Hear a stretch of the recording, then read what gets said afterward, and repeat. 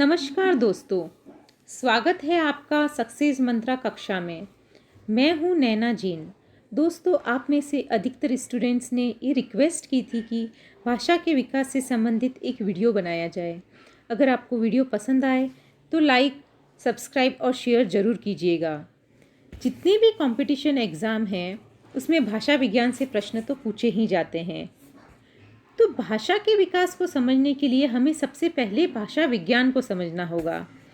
आइए देखते हैं परीक्षा उपयोगी भाषा विज्ञान में कौन कौन सी चीज़ें इम्पोर्टेंट हैं।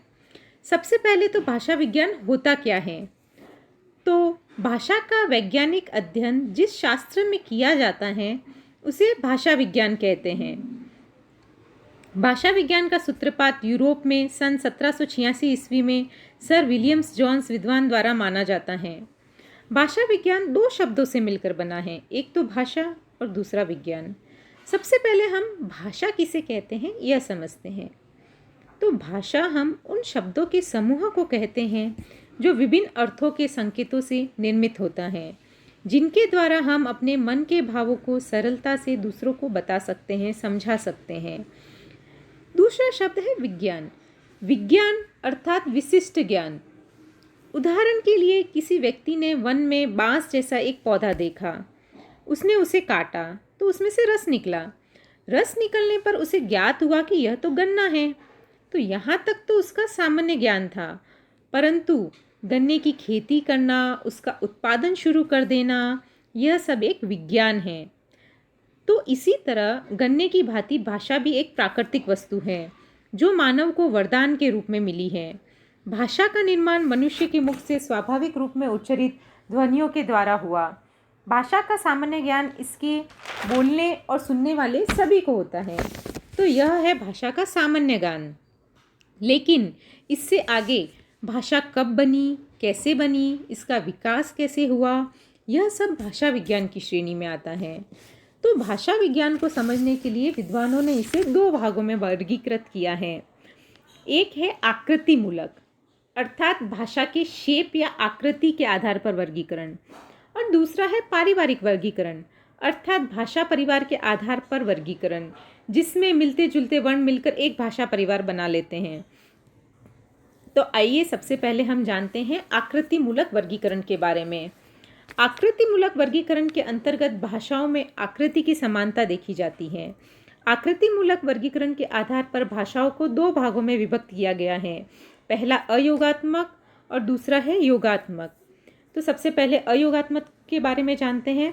अयोगात्मक, जिसे निर्वय, व्यास प्रधान, धातु प्रधान, एकाक्षर, अनेक नामों से पुकारा जाता है। इस वर्ग की भाषाओं में प्रयुक्त शब्द केवल अर्थ, तत्व, प्रकृति के ही होते हैं। इसमें प्रत्यय लगाकर हम उन शब्दों का रूप नहीं बदल सकते हैं। इसमें संस्कृत आदि भाषाओं जैसे कारक, काल, संज्ञा, सर्वनाम, विशेषण, क्रिया आदि सब नहीं होते हैं। उदाहरण के लिए चीनी भाषा में नगो, नी, ता। नगो का अर्थ है मैं, नी का अर्थ है तू और ता का अर्थ है मारना। अगर इसे क्रमबद्ध पढ़े तो इसका अर्थ होता है मैं तुझे मारता हूँ। लेकिन अगर इन शब्दों का क्रम बदल दिया जाए तो उसे नी, ता, नगो लिखा जाए तो इसका अर्थ होगा तू मुझे मारता है। तो इस प्रकार स्थान बदलने पर ही इसका अर्थ भी बदल जाते हैं। तो इन भाषाओं में रूप तत्व का काम, प्रत्यय का काम, स्थान, निपात शब्द, निपात बोले तो वह पूरक शब्द जो वाक्य में अर्थ का बोध कराने में सहायक होते हैं, तथा सुर अर्थात बोलने का टोन और तरीका, इस पर भाषा निर्भर करती है। दूसरा है योगात्मक भाषा। अब योगात्मक भाषा के भी तीन भाग हैं, अश्लिष्ट, श्लिष्ट और प्रश्लिष्ट। अश्लिष्ट या प्रत्यय प्रधान भाषाएं। श्लिष्ट का मतलब होता है अत्यधिक चिपका हुआ, तथा अश्लिष्ट यानी अत्यधिक चिपका हुआ नहीं। अत्यधिक नहीं किंतु फिर भी कहीं ना कहीं तो चिपका हुआ तो है।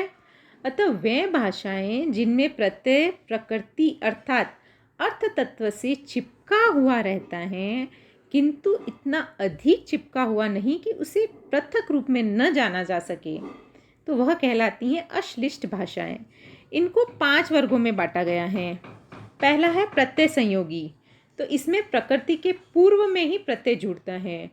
उदाहरण के रूप में जे का मतलब है वह। तथा इसमें कु कर्मवाचक प्रत्यय जोड़ने पर यह हो जाता है कूजे, जिसका अर्थ होता है उसको। तो यह दक्षिण अफ्रीका की बंतु भाषा परिवार में पाया जाता है। दूसरा है पर प्रत्यय संयोगी, जब प्रत्यय प्रकृति के बाद जुड़ता है। जैसे उदाहरण के तौर पे हम अल्ताई परिवार तुर्की भाषा से अत का अर्थ होता है घोड़ा तथा लर उसमें प्रत्यय जोड़ देने पर हो जाता है घोड़े। तो इस प्रकार इसमें प्रत्यय बाद में जुड़ता है। यूराल, अल्ताई तथा द्रविड़ भाषा परिवार इसी वर्ग में आते हैं। तीसरा है मध्य प्रत्यय संयोगी, जब प्रत्यय प्रकृति के मध्य जुड़ा हो। उदाहरण के तौर पर मंजी अर्थात एक मुखिया। अब मंजी के मध्य प प्रत्यय जोड़ने से म पजी हो जाएगा, जिसका अर्थ होगा अनेक मुखिया। तो इसमें मूल शब्द प्राय 2 अक्षर का होता है। मुंडा भाषा परिवार की संथाली भाषा तथा मलाया भाषा परिवार की टगलॉक भाषा इसी वर्ग में आती हैं। चौथा है पूर्वांत प्रत्यय। इसमें प्रत्यय प्रकृति से पहले और बाद दोनों स्थानों पर लग सकता है। उदाहरण है मनफ, इसका अर्थ होता है सुनना। अब इसके पूर्व में ज और अंत में उ लगा देने से जन्म फऊ हो जाता है, तो जिसका अर्थ होगा मैं तेरी बात सुनता हूँ। पांचवा इसका वर्ग है इश प्रत्यय संयोगी। इसमें प्रत्यय के साथ विभक्ति व समास की विशेषताएं भी मिलती हैं। न्यूजीलैंड तथा हवाई द्वीप में बोले जाने वाली भाषाएं इसी तरह की होती हैं। योगात्मक भाषा का दूसरा भाग है श्लिष्ट। श्लिष्ट या विभक्ति प्रधान भाषाएं।